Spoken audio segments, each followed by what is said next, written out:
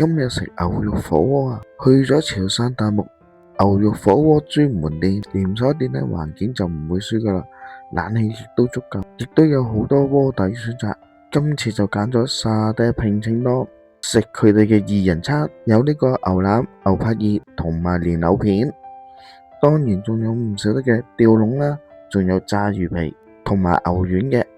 見到呢碟吊籠呢都好新鮮嘅，色澤都好紅潤，仲俾埋個番茄你添。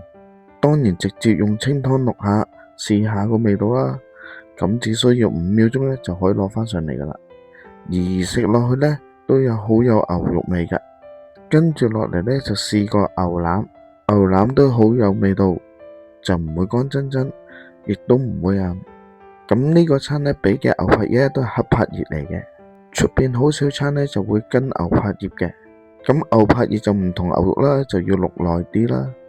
咁黑柏葉我就覺得健康啲啦，就冇咁多化學嘢，但係又唔可以淥得太耐，淥得太耐會縮晒水。咁而食落口都正正常常啦，爽脆嘅，冇咩特別唔好嘅味道。